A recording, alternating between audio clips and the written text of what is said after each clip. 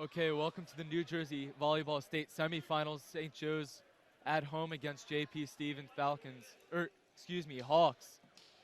A look at the starting lineups. Number 10 for St. Joe's, Chris Jones, who's going to be the setter. Number 13, Andrew Esposito. Number 14, Seth Jones. Number 4, the captain, is Tanner. Not even going to attempt that last name right there. Yep. Thank you. Of course, alongside me is Zach Abbey. Number 15, Dan Young, the junior, and number 19, Nicholas DiMarzio. So, Zach, tell me about St. Joe's thus far this year. Obviously, you know, not what we're used to, just around 500, but they made it this far in the state semifinals, and they're actually favorited. They're the 6th seed playing the 7th seed, J.P. Stevens, to win this game. Yeah, it's definitely an interesting matchup to look at. And this season has definitely been a rough ride for them, given all the losses that we had coming into the season from last year and all the seniors. But I think the team altogether definitely stepped up and picked up a lot of the work that they had behind them, that they needed to, really get into those shoes of the seniors that had graduated. And I think they really did a good job putting themselves into that spot. Even though this wasn't like the greatest season they've had, it was definitely a good season to see in the big rebuilding process for our school. Yeah, and with a team like St. Joe's who's just so used to so much success, it's surprising that this year of all years, they're favored to go to the championship. Yeah, it definitely is. But when you look at the team and how they've played in the second half of the season, it's a lot different team chemistry-wise and a lot different in the way they started off the season. So it'll be fun to see them get that far. And number 3 for J.P. Stevens, Akash Shrivastava, is going to serve. Oh, great dig there by Nick DiMarzio. Quick save by J.P., and they're just going to pop it over. Easy for Tanner to get it to Chris Jones, and the spike by Andrew Esposito, and it's going to be blocked out of bounds. St. Joe's is going to get the first point of this game. See, as you can see, the beautiful teamwork going along with everything. And it was a lot of fun just to watch them play entirely. So. And going back to what you said about loss of seniors last year, these are two teams that arguably had the biggest impact on them for loss of seniors. As right there, number 19 for J.P. Stevens looking for a tip, but he's not going to get it. It's going to be St. Joe's leading 2-0 right now. And it's going to be Tavone Kimbrough. So now Chris Jones again to serve. St. Joe's leads 2-0. And going back, of course, J.P. Stevens, I think it's safe to say that their main player, I guess pretty much their whole team, some would say, who went on to go to Penn State, which is a great school for volleyball. And Seth Jones just going to get a tip over the net, going to make St. Joe's lead 3-0 here. So they lose him.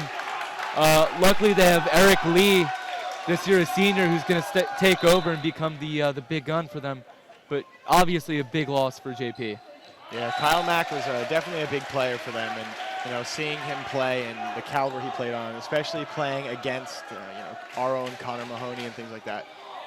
It's interesting to see how they play, and seeing where they go to college and stuff like that. It's definitely a reflection on how their seasons went entirely with and without their team. Yeah, and speaking of Eric Lee for J.P. Stevens, his first serve goes out of bounds. The ball's just going to go right back to St. Joe's. Now it's Andrew Esposito to serve. St. Joe's leads 4-1. Tip over the net by JP, but it's going to get back. Nice save by Tanner. Yeah. Dan Young's just going to tip it over, and Eric Lee can only get the right hand on that one. Not quick enough to save it. And St. Joe's going to take a 4-point lead now. And see, these are those spurts of action that you see from the St. Joe's team and all their players. These are those spurts that get them to all the games they win and things like that. And it's there where all the teamwork comes in and all that chemistry plays a great part. Yeah, and so the libero, Pico as everyone calls him, can't handle that one. JP is going to get their second point of the match, and it's going to be a substitution for JP Stevens. Pico's going to set up. Tanner's going to try and get it over. It's going to be blocked. And a quick save there. Fight at the net with Dan Young. Yeah, and Pico tipped that one. JP's going to get the point. And they're going to bring the deficit to just 2 now.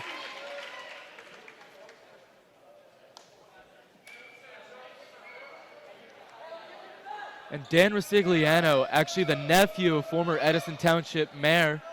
I would know this, I'm from Edison. He's the libero, and he's serving now. He's on a 2-serve streak. Spike and blocked on Tanner, right over the head. Looks like it's number 17 there for JP, Sam Kim. So now JP just behind by 1 point. Served by Rosigliano, set up by Jones. And Dan Young's spike is just going to get past number 11, Darshan Singh for JP Stevens. And now St. Joe's going to take back a 2-point lead. So now Seth Jones to serve, number 14 for St. Joe's.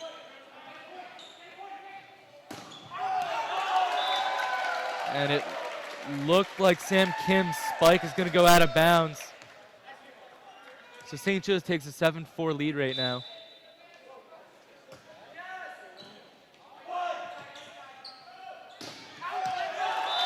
And Lee's spike just going to go right over the heads of the St. Joe's defenders. Now St. Joe's is going to double JP's point tally and make it 8-4. Jones is still going to be serving here for St. Joe's. And it's unfortunate when you watch these games and you see the star players of teams, just like Lee for JP, start off at such a slow start like this in this game. A lot of his hits, just sailing right over the court, right out of bounds. So it's very detrimental to them. Yeah, and Sam Kim's hit just couldn't make it over the net, and JP is going to call a timeout. So during this timeout, I just want to talk to you. Going back on just seeing Lee struggle here, I was talking with the St. Joe's players, and they said that when they did beat JP Stevens twice, they beat him in the regular season, ended up losing to them in the GMC semifinals. But they said when Lee struggled, JP struggled. So Lee, obviously the backbone here for JP Stevens and their team. And St. Joe's already knows how to take advantage of that. And they're going to look to take advantage of that in the first set here.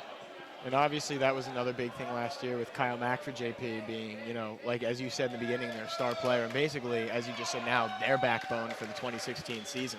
And, when he had a bad game, the whole team, kind of went down with him. Yeah, and luckily for St. Joe's, they have a lot of depth on their roster, and they don't really need to rely on a lot of these players so heavily like JP does. And so St. Joe's going to get the tip over.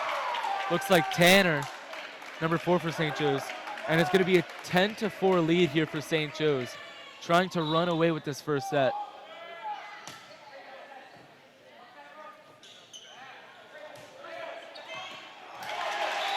Esposito can't make it there in time, and JP is going to get back on the board 10-5, and they're going to make a quick substitution here.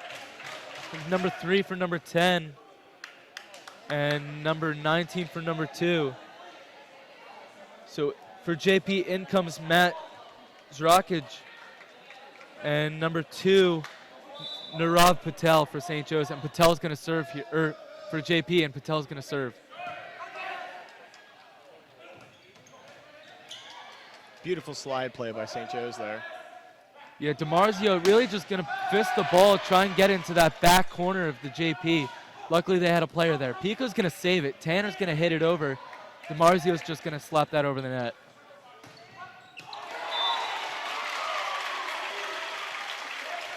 Some confusion defensively there for St. Joe's. Looks like Pico really thought that was going to go out of bounds. Didn't really know his position on the court, and that's just going to stay way in bounds. So Patel to serve. Set up by Jones for Tanner, and it's going to be blocked, but Jones right there to get it back to Pico. Tanner's going to give it another try. It was going to go out of bounds, but Patel's going to get a hand on it. So St. Joe's going to get the point. It's now 11-6. St. Joe's leads.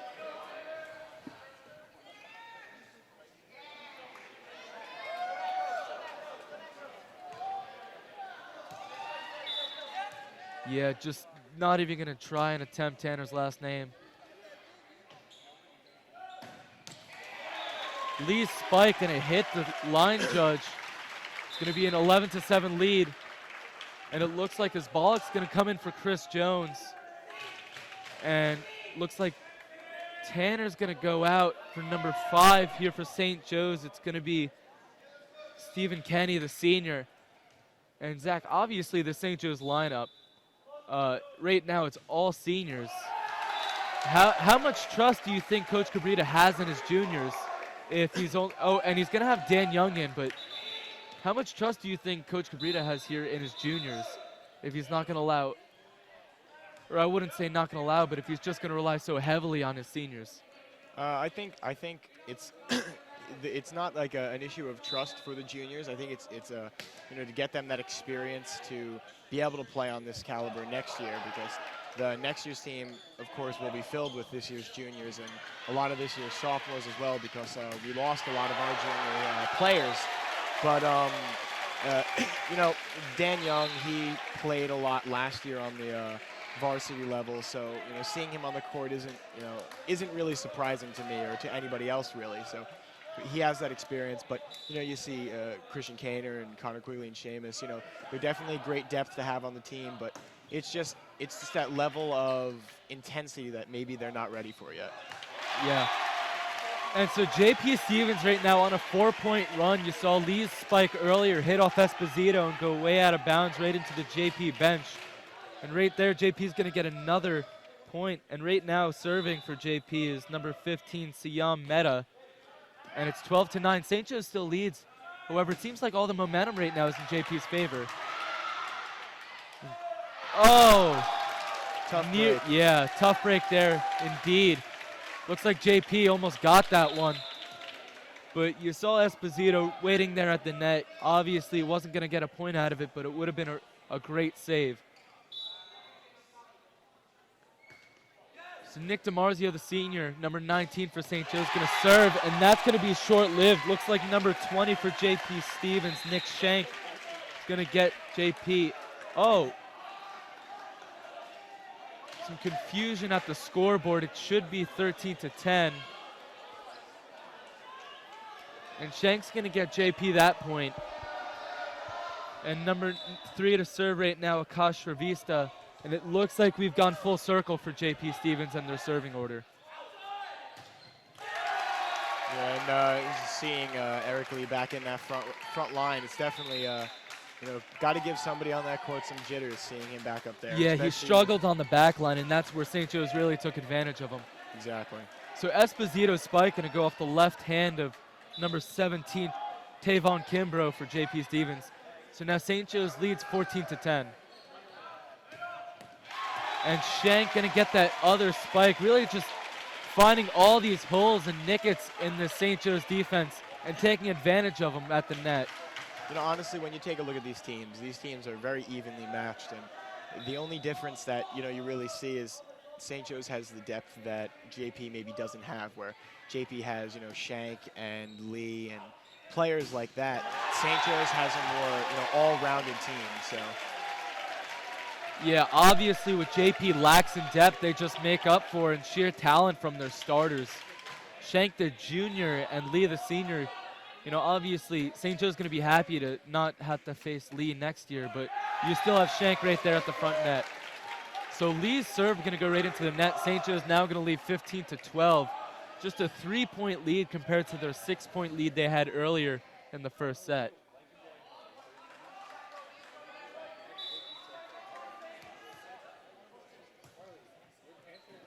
So Esposito to serve. Shank another hit. Poor hit, and St. Joe's lucky on that one. So Jones going to hit that Lee spike, and confusion between Pico and Chris Jones. You see Coach Cabrita telling Chris Jones to just calm down.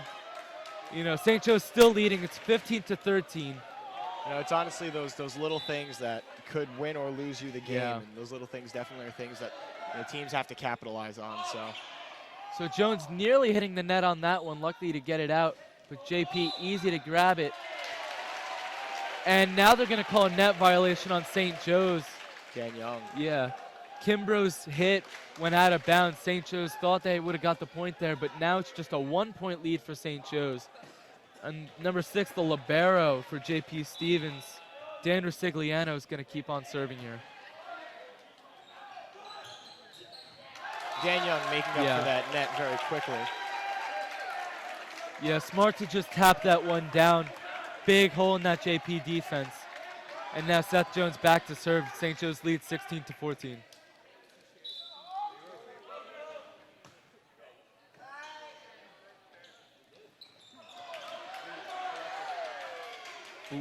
Blocked by DeMarzio at the net. JP struggled to get that one back.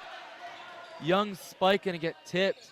Now Lee's going to go for a hit. He's going to give it a light tap. Very soft. Good, nice save. yeah, by good Dan. save. Jones going to get it over the net. Now Lee to spike. Yeah, and Lee's spike just going to go in between the St. Joe's blockers on that one. So now it's just a 1-point lead for St. Joe's. Patel's going to come in for Kimbrough here for JP Stevens. And Zach, JP used one of their timeouts, but Coach Cabrita and the St. Joe's team used none of them. So yes, you're starting to give up that lead slowly and slowly, but when do you think it's time to call that timeout? Honestly, a lot of the times when you like to use a timeout is when you think your team really needs that second to take a breather and things like that. The St. Joe's team maybe starting to dull down a bit, but I don't think it's still time to call a timeout because I think they definitely have a chance to bring themselves back here. So after a 6-point lead, JP Stevens has finally caught up, and now they're going to take the lead off a series of 3 poor hits by the St. Joe's team. As I said before, it's these little things that really make or break the game for you, and you have to be able to capitalize on those moments. So as you see JP now, taking these leads and getting these nice 3-4 point bursts from, little St. Joe's mess-ups, that's honestly the way to capitalize on everything. So Young's going to tie it back up. Obviously, Dan Young, this is the 3rd time he's, really got St. Joe's out of these, stinks. How smart do you think it is to be using some of these young players? Obviously Dan Young, who's been doing very well for St. Joe's, but do you think Coach Cabrita should maybe experiment more with a lot of these other juniors that he has? I think it all depends on the level he sees them. I know beginning of this year, watching them practice, a lot of them were all playing on the same level and things like that. But as the season went on, a lot of things changed, and sometimes, different teams you face, they're quicker with their offense and a lot stronger with their power and things like that. Whereas some teams whereas some of the juniors and things might not be able to keep up with, such force. So I think it's a good idea to get them in there to experiment, but in big games like this where you have, as you said, Shank and Eric Lee on the court, it's definitely a bit of discretion. So. Yeah, so poor take of the serve there by Pico for St. Joe's. JP is now going to take a 2-point lead.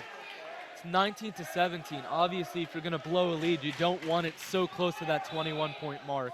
Yeah, but luckily St. Joe's, they still have some space to make up where they, maybe kind of dulled down a bit. So, Yeah. So Young spike going to go outside the lines, and now it's match point here for JP Stevens. And now Cabrita's going to call his timeout. St. Joe's down by 3. JP only needs 1 point to take this first set.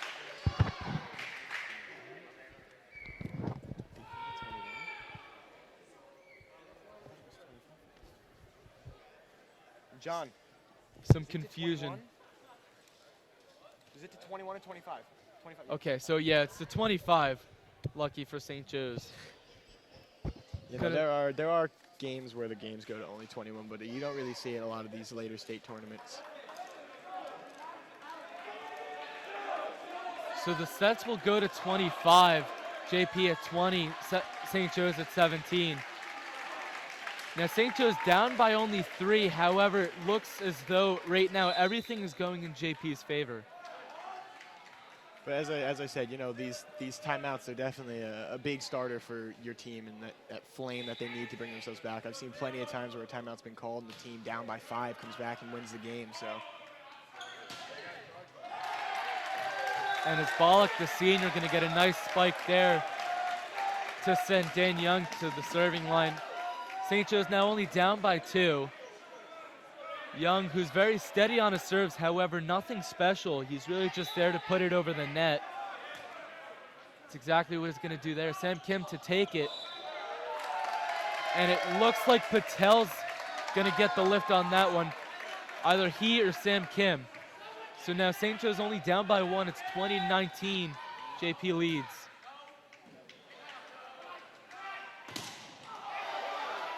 Beautiful Nice block by St. Joe's. Exactly what St. Joe's wanted. And JP again saving the ball off some really lucky hits there. And that one's going to go in. You saw Patel get under it, hoping it would go out. And now it's all tied up. You can hear the crowd. Big roar by the crowd for St. Joe's. And Yeah. an even bigger roar for the crowd at JP, complaining about where that ball may have hit the court. Yeah.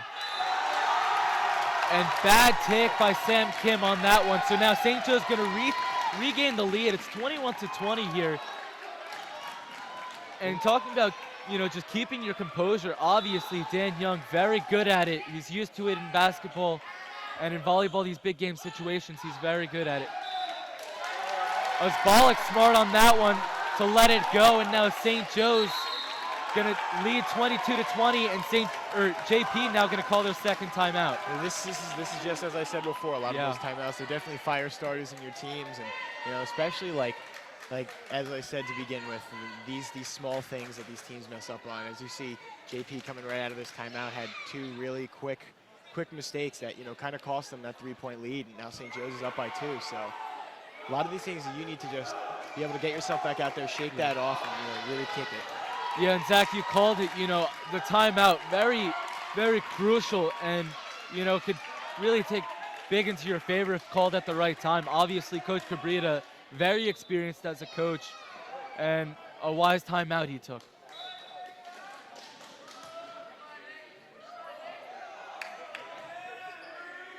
So Patel gonna get it over.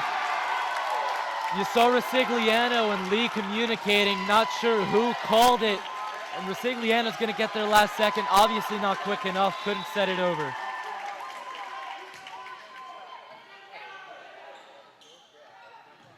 Lead a spike, and it's gonna get off the knee of Stephen Kenny, so now it's a 23-21 lead for St. Joe's. This is definitely a good place for St. Joe's to be. They definitely have the upper hand, with their lead, especially, with Lee being in the front row now.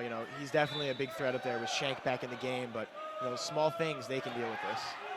And Darshan Singh gonna come out for Shyam Mehta, trying to switch things up here for JP Stevens, and so far it's gonna work out. St. Joe's still leads 23-22, but Mehta, much like Dan Young, just very good with serving. Nothing special, but he gets it over the net. So it's gonna be a double hit here. JP gonna tie it back up at 23. And as we get closer to the end of this first set, not the best time for St. Joe's to lose the momentum. Yeah, definitely not. Kenny to set, and DeMarzio, who, coming in, had to take over for Connor Mahoney, that power server for St. Joe's. And, he's doing very well with it. He is. He really is. It's interesting to see a big man get up there, play middle for your team, and be able to serve the way he does. And now Singh going to come back in for Mehta, who was just put in for serves. Kenny to get it up for Osbalik. Great save again for St. Joe's. Serve. Yeah. Not the best volley for St. Joe's, but a lucky one. And Osbalik going to end the set right there for St. Joe's with a tip on Lee's spike. See, everybody's going wild, the crowd, the St. Joe's team. This is just the first set, but it's these things, these important things, like the great block on Lee, crucial for that game. But those are those big things that you like to see. Teams get fired up by that. And it really continues on throughout the sets and the rest of the game. Yeah, and you could see Pico, number 2, the libero for St. Joe's, who's just so used to being that, crowd pleaser on the bench, is now getting in his reps, but he's still fired up. Oh, yeah, definitely.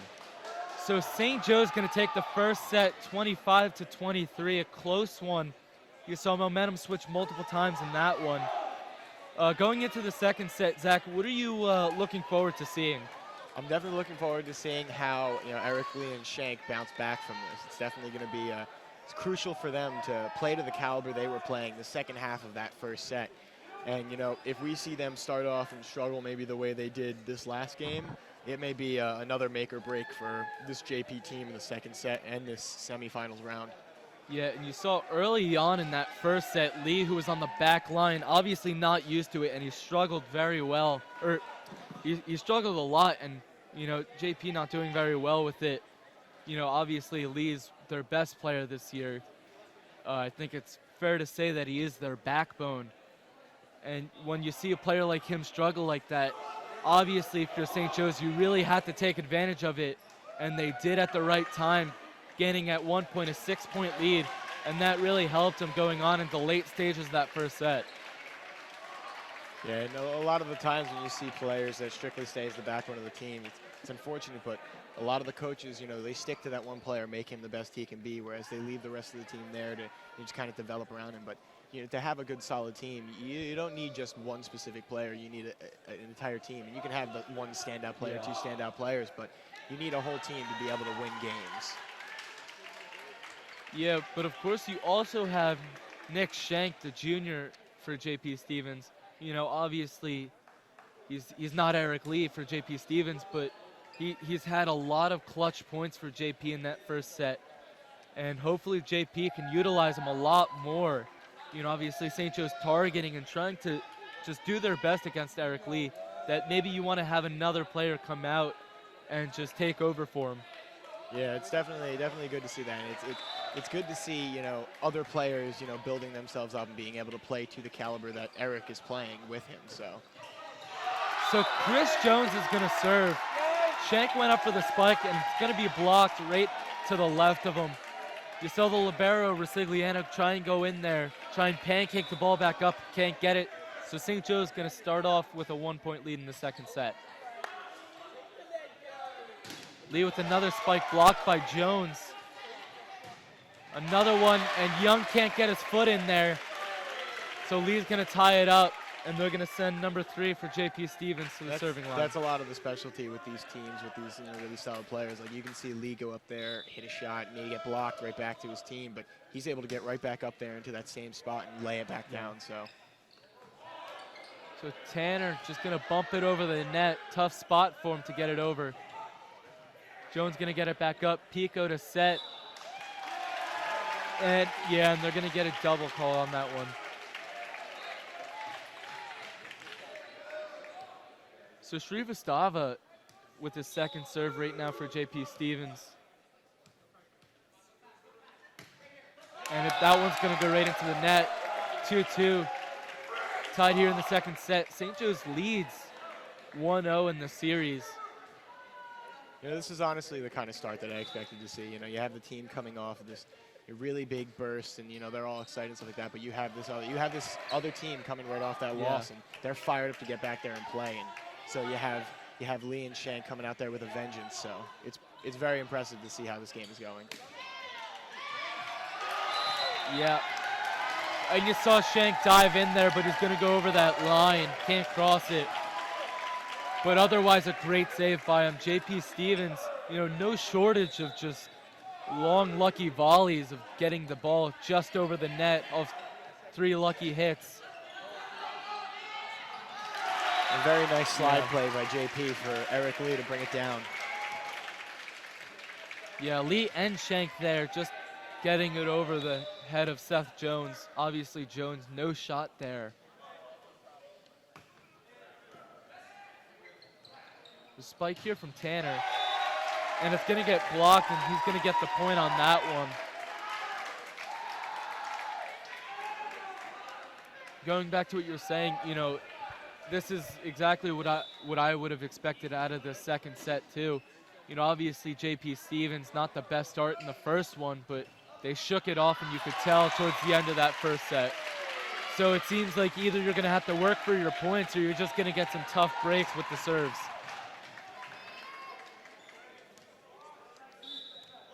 So tied at 4, Resigliano, the libero for JP to serve.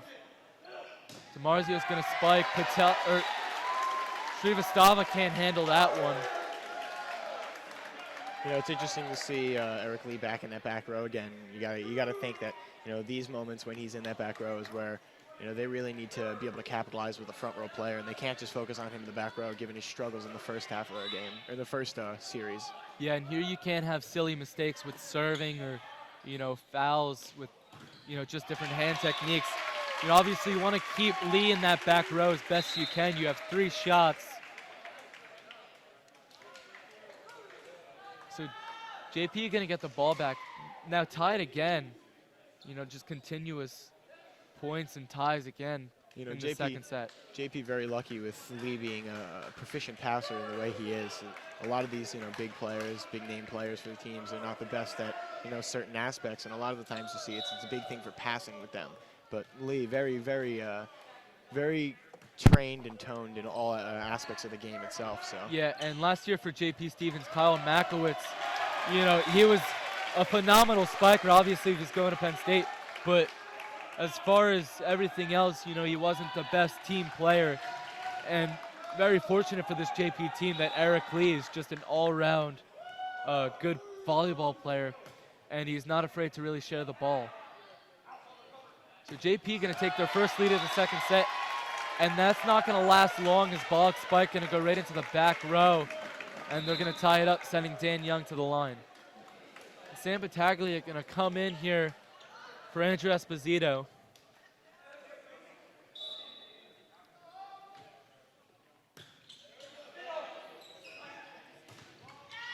And Dan Young, again, very steady passer, very consistent in his serving. So. And Sam Battaglia, just as he comes in, going to get that point for St. Joe's and give them the lead back. So now St. Joe's leads 7-6. Dan Young still at the serving line. And if you're JP, you know that you're not going to get any lucky breaks with serving when Dan Young's there. However, you're going to get some easy returns to set up some great offense. What's interesting to see JP aggressively using Eric Lee in that back row. Yeah. So St. Joe's leads 8-6. Easy return there for Dan Young. As Ball going to go for the spike. Saved there by DiMarzio. Battaglia going to go for the spike. Gets over, but easy tip and easy return. Well, there's a player you interestingly haven't seen a lot in these first set, and Sam Battaglia. Yeah. Great outside player, great outside hitter, very proficient in passing. But you know, you have a lot of these strong players on this team for St. Joe's, and Kyle Mack. Yeah. Yeah, and Kyle Mack here coming in with Connor Mahoney. You know, two former foes, but now I guess friends. So St. Joe's going to take a 9-7 lead now. DiMarzio at the serving line. And another player for St. Joe's who you really haven't seen much, surprisingly, is Matthew Isbala. He worked on his game a lot over the last 2 years, and he's become just a great spiker and all-around offensive weapon for St. Joe's, but you really don't see that much of him. Yeah, it's very interesting, but, you know, it's all, you know, as you said before, Karuta, very experienced at coaching and very experienced at, and very good at what he's doing, so it's interesting to see it, but, you know, he always has a method to the madness. Yeah. So Lee's going to get the spike. They're going to bring the deficit to just one now. St. Joe's leads. And it looks like Patel's going to come in here for Singh. And it looks as though, you know, he really only comes in to replace Singh for serving.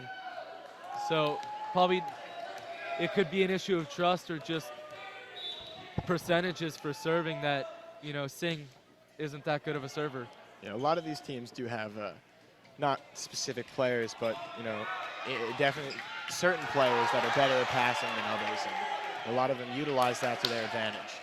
And Battaglia had an open court there for the spike, and he's going to hit it right into that JP Stevens defender. And it looks like Pico might run into the net there. They're going to call a net violation. So JP Stevens going to tie it up now.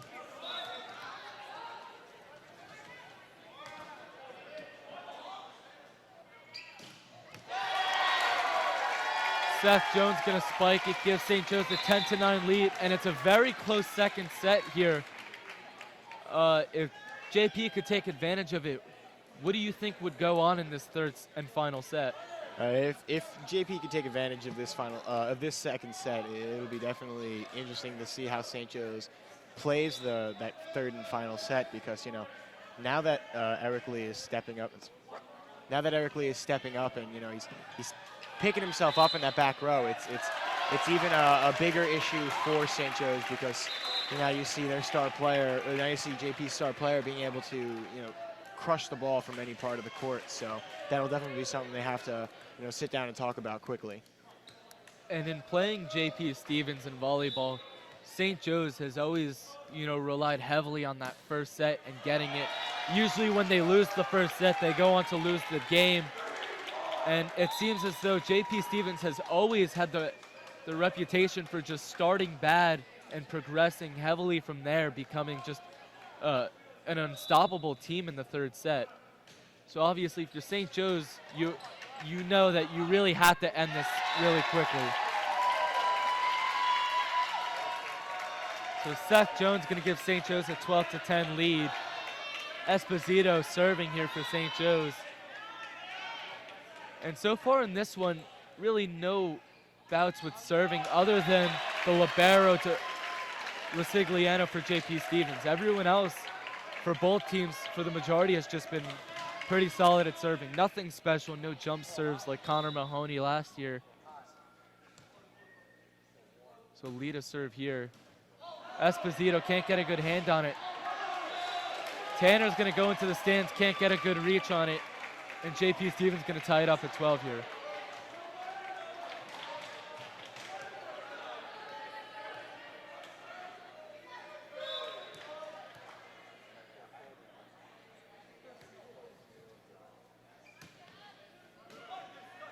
Lee has a beautiful cross serve that's definitely very effective for certain teams, and unfortunately it's been hitting St. Joe's very hard aspect. So he's got a great eye and a great target for hitting that setter location, which is not what you want to see, because you need that setter out there to be able to set these outsides and right sides and middles up for this these kill shots and things like that. So and Lee's spike just gonna go right in front of the hands of Pico, the libero for St. Joe's.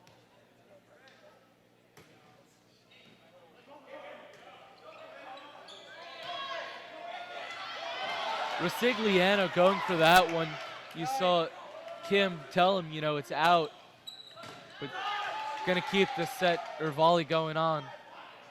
Kim gonna poke it over. Jones gets it. Pico to set for Young. And Kimbrough's just gonna go poke it right over Dan Young's hand and put it right where no one is on that front line all the way to the right for St. Joe's.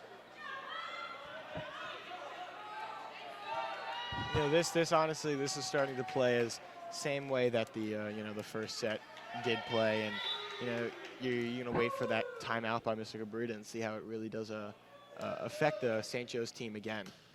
And that first set, obviously a big what if is what if JP just never went on that roll where giving up 6 straight points with Eric Lee on the back line, unable to do anything. Would JP have taken that first set? It's definitely an interesting question to look at, but with the Eric Lee out there, they like to keep Eric Lee out there for the entire game, and taking him out very, very detrimental to your team, even if it is just for the back row. He, as I said before, a very proficient passer, so losing that player, it's very, very, it's very hurtful for your team, and unless you have somebody in there that's going to cover him and things like that. But a lot of these teams don't have the great passing that you see other teams do, and especially in their star players. So it was a double touch there to give St. Joe's the tie, but that's not going to last long. JP's going to get the lead right back. Now Rosigliano, the libero for JP to serve. Singh's going to block DeMarzio's spike. Luckily, DeMarzio is one of those players who, doesn't really get the emotions get to him, shakes it off, smiles and nods his head, and just wants to go on with the set. Yeah, and I talked to Nick before this game, and he said he was feeling a bit under the weather, but you never really see that in his play. You always see him getting out there playing 100% and things like that, and that's what you want to see in a true volleyball player. So Kim's hit going to go out of bounds. However, JP still leads by 1. Tanner to the line. Jump serve just scratching the top of the net, luckily to get over. Jones going to block and tap it up. Yeah. Beautiful placement by Tanner for that roll shot. And it's not the most powerful hit, it's not the best hit, but it's just such great placement that JP unable to get a good return on it.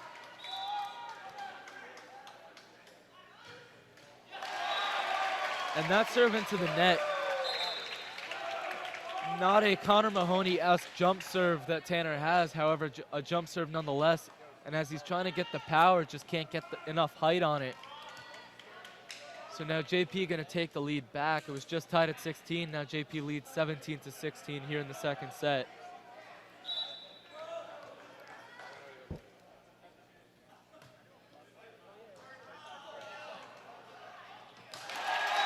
Singh gonna tap that over, and it looked as if DeMarzio got a hand on it, but not even close to being enough to get the ball over. Singh got to be careful not to get the over the net call on that one. Didn't really need it.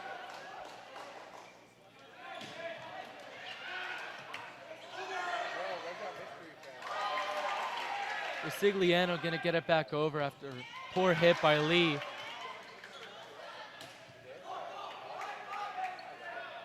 As Bollock to spike. Save. JP doing very well with these saves. However, you know, a lot of these saves are just very lucky. And as a coach, you're happy that you're getting it back over the net, but it's just so unorganized and sloppy that you really just want to work on it. That an incredible volley by both teams coming to an end with Dan Young bringing it into the court, and number 2 for JP not being able to bring it up. Yeah, and you can't rely on a dig when Dan Young is spiking. It's just too powerful that you really just need a more experienced libero other than the junior Rosigliano. So St. Joe's down 1. It's 18-17, but Dan Young back to the line. St. Joe's usually having a lot of luck with this setup. Dan Young serving, and Battaglia at the front line with his Bollock and DeMarzio. And so now St. Joe's is going to tie it at 18. Coach Cabrita telling Dan Young, you know, let's speed this up. Let's keep the momentum on our side. And let's just get these quick points, get back in this one. Yeah, this is definitely one of those, you know, up and down games. And this, as I said in the beginning, was expected to be seen. But, you know, at this point, it's really interesting not to see a true leader into the series, into this set. So it looked as if it was going to be a set over the net, but Kim Lee just says no, and he's going to get it right back over. JP going to take back the lead. It's 19-18, and now Kim to serve.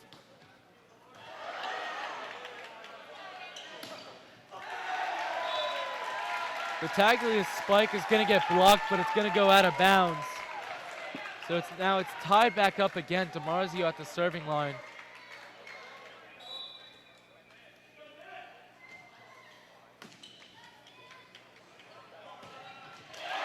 And Lee's spike just going to go in between Jones and his Bollock there. Way too far away from Young. Seeing Lee in that front row again, it's definitely you know, something St. Joe's has got to just, you know, be able to see and be able to watch, and you know where he's going to be at all times on the court, so just be prepared for it. Yeah, and you're taking out Kimbrough, and you're putting in Nick Schenk, the junior. So with Schenk and Lee at the front line, you know, JP leads 20 or by 1, but it's 20-19, getting into late stages of the second set. You got to be careful if you're St. Joe's. And great volley there by St. Joe's. Now they're going to tie it up at 20. Jones going to come in for his Bollock. Tanner going to come in for Stephen Kenny.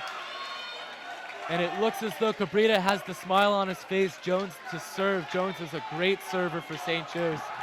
And you could just see on all these players' faces, St. Joe's has this one.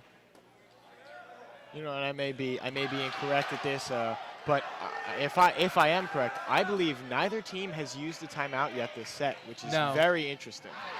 Yeah.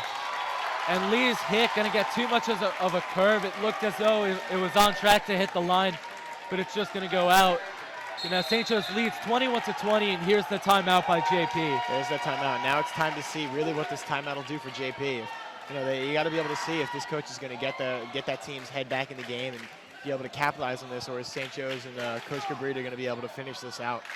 Yeah, and it's just unlucky for JP that they would give up, you know, a lead and then just regain it immediately, and it would go on for so long that, you know, to when you do need to call a timeout, it might be too late.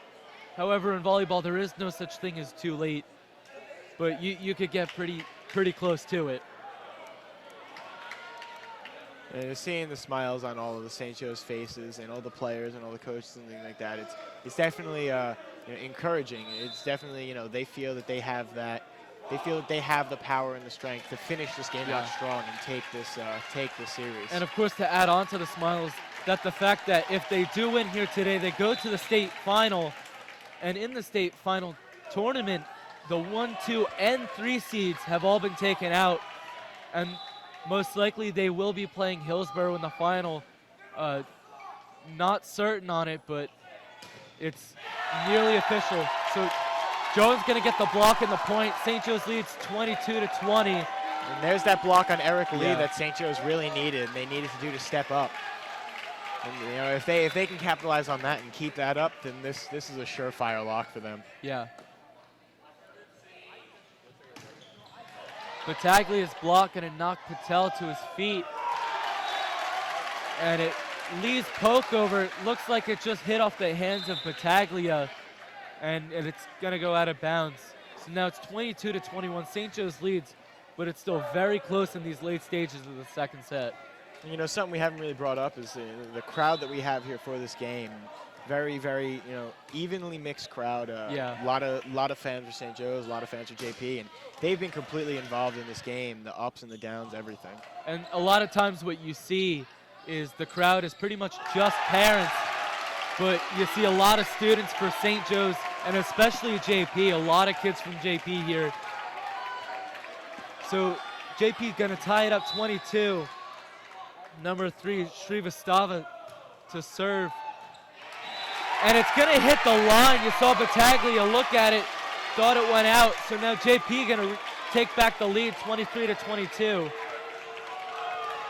Srivastava, if you're being subbed in to really only serve, obviously you know he's not gonna mess up.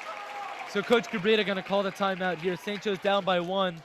You saw that timeout called by JP, really gave him that fire in them as the timeout called by Cabrita at the very last points of the first set did for St. Joe's. And let's see if the timeout called by Cabrita now is going to light that fire in St. Joe's and really bring them back into this game, even though they're not that far out. But he's getting down to those final points, and this is really when it counts.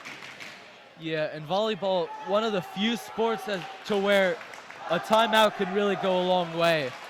As in, changing the momentum of the game, really just changing the game entirely. You saw it in the first set. You maybe saw it in the second set right here with JP Stevens.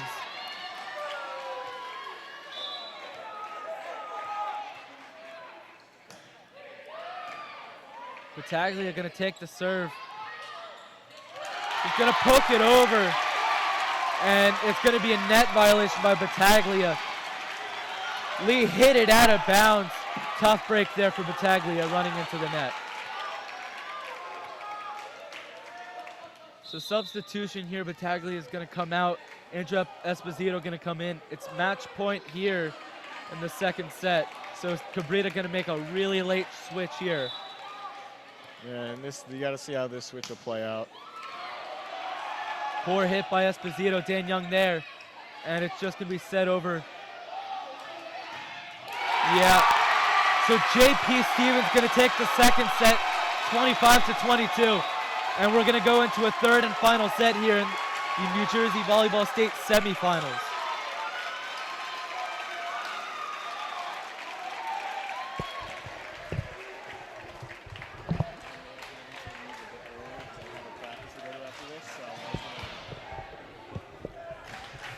So it's definitely going to be interesting to see where these teams do go after this and to see how they come out here in this third set. You really want to see both of these teams come out firing and things like that, but it's going to be really interesting. Yeah, and like I said earlier, JP Stevens just has that reputation to start off, not bad, but just, nothing really to their full potential. And from there, they'll just progress. And by the time you get to that third and final set, they're an all-star team, and not what St. Joe's wanted there. You saw Coach Cabrita trying to switch things up late in that second set, but just unable to. So now we're going to go into a third and final set. JP Stevens right now with the momentum, but everything changes in volleyball, and it changes quite quickly. So this third and final set's going to be really interesting to watch. It really is.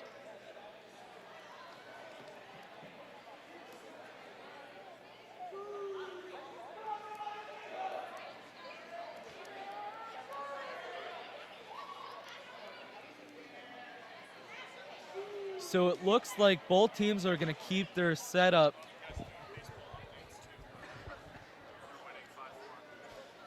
St. Joe's currently winning 5-4. Yeah, St. Joe's right now playing CBA in baseball in the first round of the States. They're leading 5-4.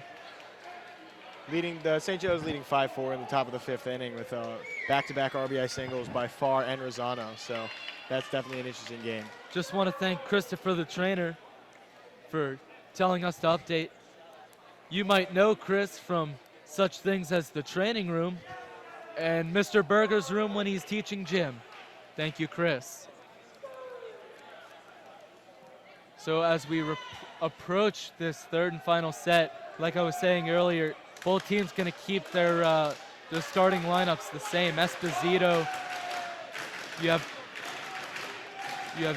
both Jones out there. You have DeMarzio, Dan Young, the only junior for St. Joe's. Pico is going to be staying the libero. And for JP, you have Singh, obviously, there, who's, I think he's only been replaced just for serving purposes, and you're going to see that here again. The libero again for JP, Rosigliano. You have Kim out there. You have Lee. Nick Schenk, the other junior who's very dangerous for JP Stevens.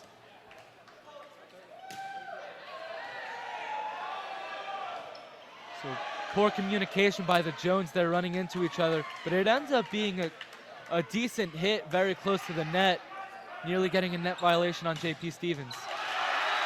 Esposito's spike is going to get blocked, and it's going to go out of bounds. So again, St. Joe's going to start all three sets with the first point.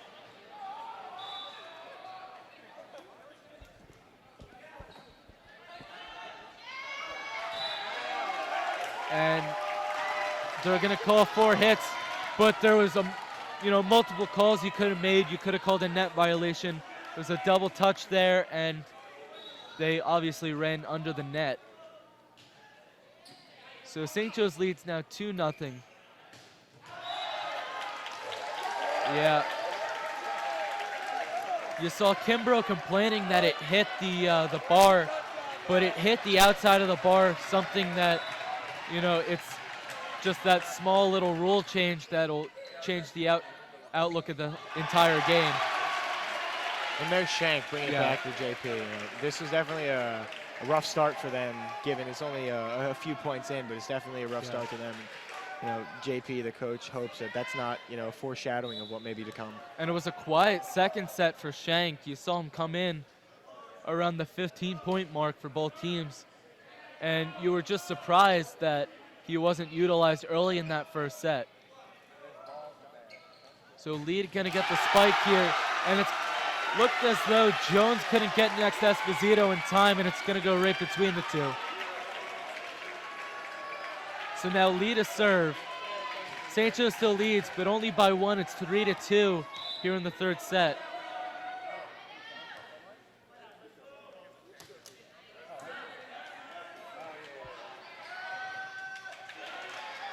Esposito going to throw Kim off balance. He was looking for the block, but Esposito's just going to get a quick tap over the net.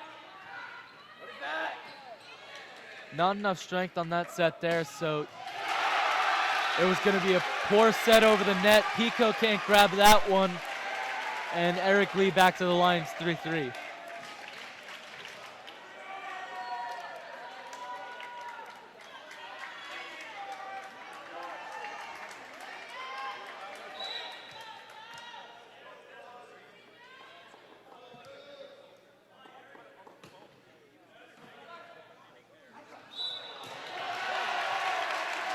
Yeah, and they're going to call double touch there. So now JP is going to take the lead back, or really just take the first lead of this third set. And in each set, it seemed as though JP Stevens just took that lead quicker and quicker, just proving the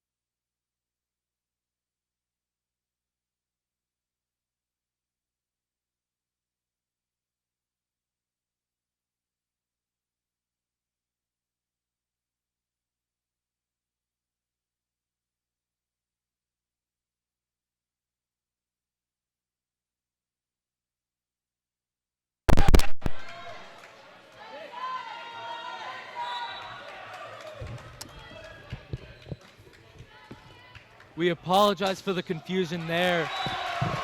Looked as though our cord was unplugged. And just a little recap of the few moments you may have missed. It was just score tied 5-5. JP with the ball, getting ready to serve, and just a couple nice volleys back and forth from each team. So Young gonna have to stretch for that one, but he's gonna get it over. Kim gonna tap it over. Pico gets it. Tanner spike blocked. Kim gonna put it back over, but right to Pico again. Lee can save that one. Singh's gonna bring it over. A lot of lucky hits for JP Stevens here. Right to Tanner again for a beautiful put down right onto Kim. Yeah, during that volley, you saw Tanner targeted 4 times for his spike. He got blocked each time. That one, he got blocked again, but he was smart enough to just, try and angle the ball to hit just the side of the JP block. And if you thought the second set was close, this third set's even closer. It's tied again, 6-6. JP to serve. Gonna be number 2, Nirav Patel. I'm gonna head out, so Nick, I have to head out, so all right, good luck, gents. So Zach Abbey right now gonna leave the broadcast. In comes Nicholas Fiora, our tech guy. And Nick, you were watching a lot of the game, not your essay that you were typing. Tell me, what would you think if I told you, after that, terrible first set by JP Stevens early on, that they would come back and tie it up and lead in this third set? Well, despite writing my essay, I was watching the game as well. And this has been an extremely intense game for both sides, but St. Joe's, I don't know if they were expecting JP Stevens to make this big of a comeback, let alone win a set. I think St. Joe's was expecting to get out of here in just 2 sets. So JP gonna get 2 quick points off the serves of Kim. Now they're gonna lead again, it's 8-7. And you see Esposito and Pico communicating. They both agreed that it was out, but it was way in on Kim's serve. And now JP leads 9-7. This is definitely not what St. Joe's had in mind today in terms of how they wanted this game to go. Up until this matchup, St. Joe's leads the season series 2-1. However, the one loss that came from JP was probably the one loss that they would easily replace, and that was in the GMC tournament. Well, yeah, this is definitely going to be crunch time for St. Joe's. They're really starting to panic here. They got to just calm down and get back to where they were in the first set. They were playing really well in the first set.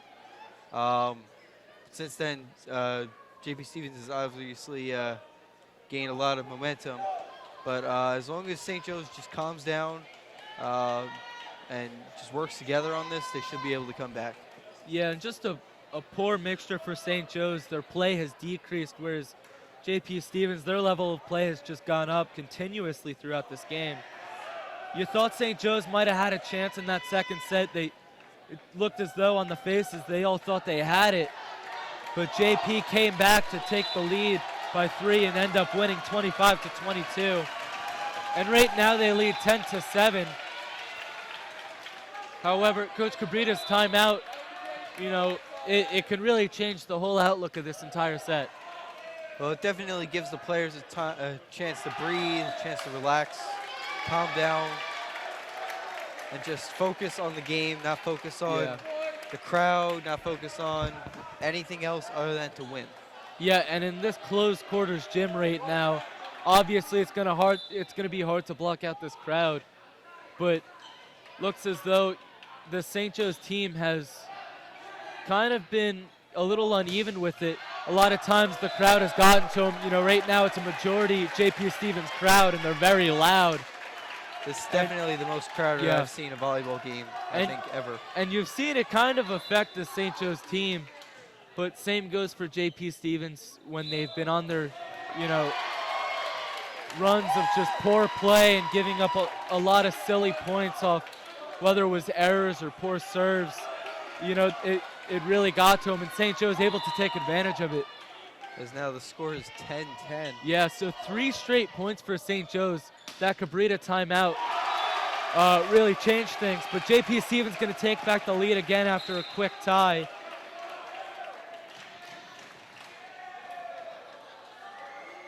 St. Joe's definitely seems like after that timeout, they're getting it back together. Yeah. They just need to keep it together now.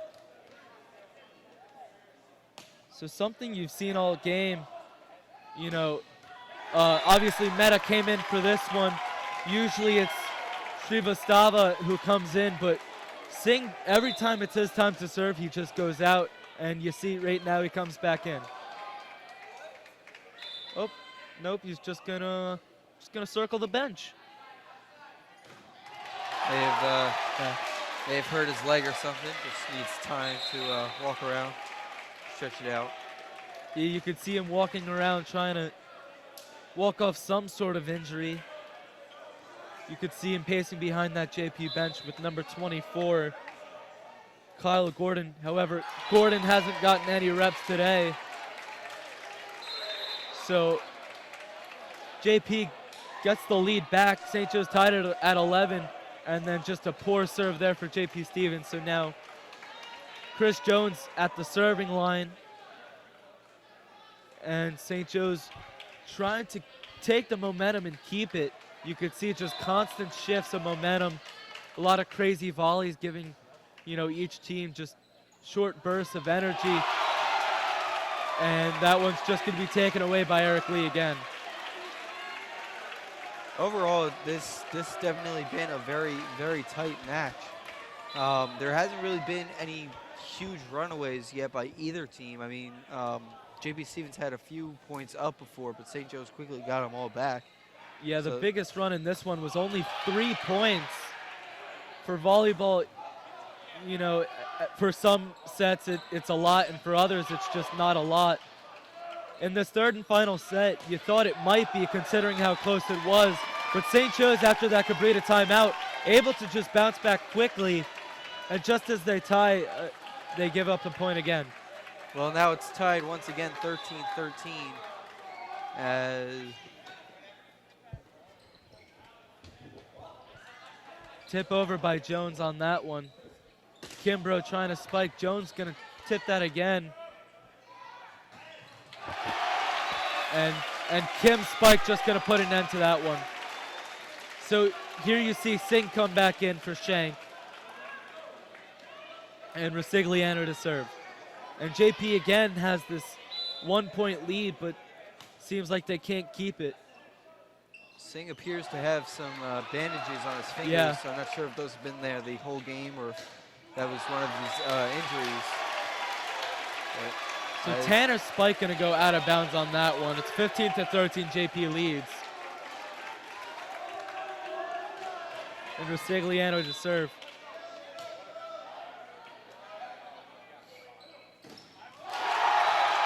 Tanner spike just blocked by Singh on that one.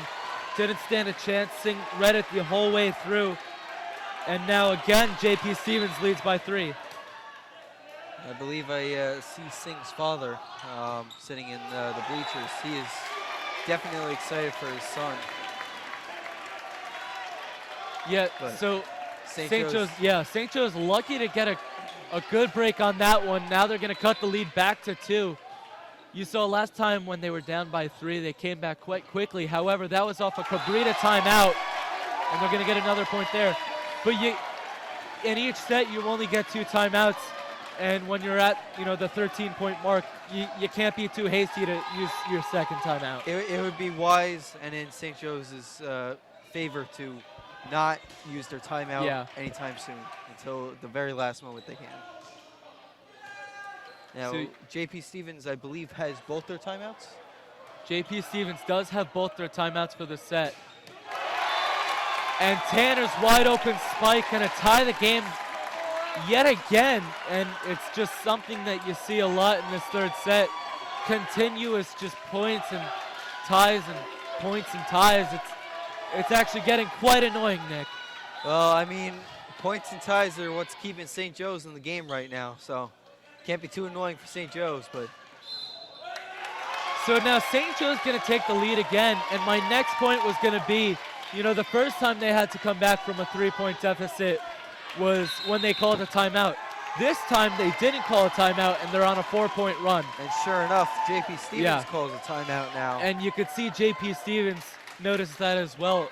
A clear momentum shift from JP to St. Joe's, and a smart timeout there by JP Stevens. And a much needed one for their players as it's getting pretty intense out here.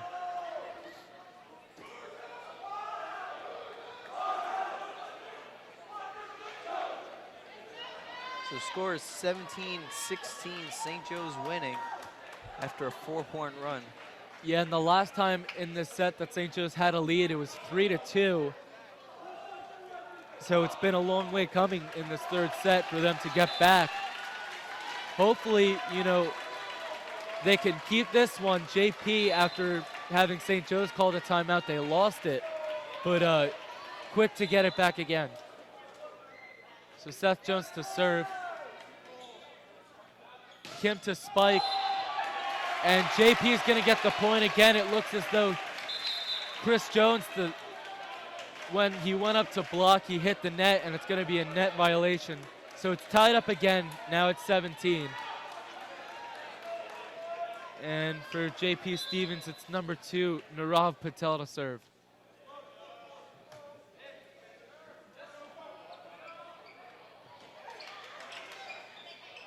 DiMarzio having to reach all the way over the net for that one. Lucky they didn't call it.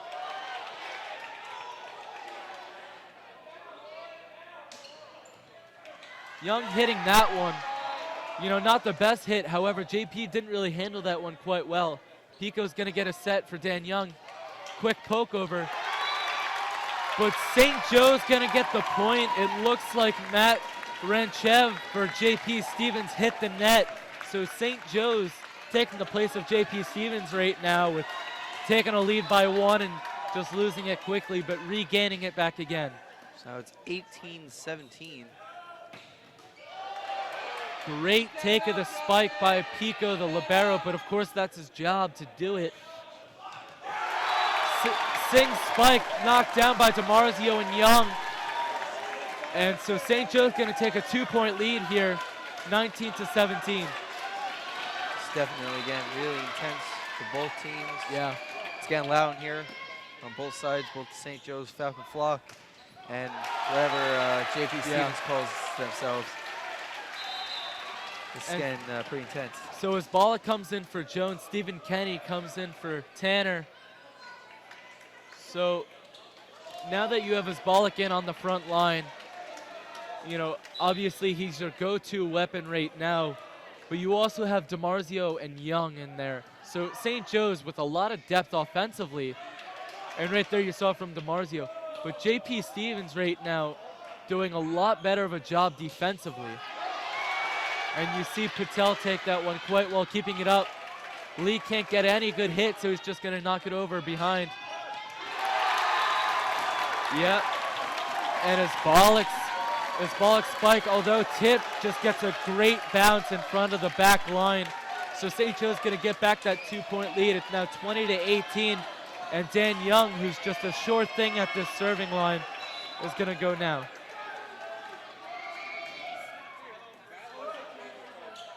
Patel to set. Lee hits.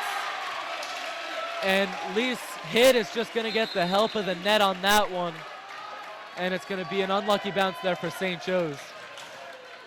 Well, despite the unlucky bounce there, St. Joe's has been on quite a run lately. Yeah. Doing exceptionally well getting it back together. So now Shyam Mehta to serve. Lee to spike. And no chance there for Isbalik and DiMarzio to block. Lee just too dangerous on that front line. You got to beat him there. And just like that, the St. Joe's 2-point lead is now gone as it's tied 20-20. And we saw this in the second set being tied at 20-20. So it'll be interesting to see what the outcome's going to be as JP Stevens scores another point to make it 21-20. And Stephen Kenny can handle that one well, and St. Joe's going to get the violation. So now JP going to take the lead back. Last time they led was when they were at 15-14. And DeMarzio trying to get a smart tip on that one. Lee there. Kenny to set. And it's out. So now JP Stevens going to get a 2-point lead. And just when you're giving up a lead, you know, it's not a smart time to give it up. And Coach Cabrita going to call the timeout. You could see just the unhappy look on his face. It's definitely getting ugly now. But a wise move by Coach Cabrita to call his last timeout, as St. Joe's really needs to come back right here, as they're down 2 points right at the end of the final match. Yeah, and Cabrita, I guess, thought he called the timeout maybe a little too late in the second set, and trying to make sure he doesn't do it again, or at least he hopes so for this third and final set. I definitely think Coach Cabrita made the best call right here. So hopefully it works in St. Joe's favor as we get underway again with a JP Stevens serve.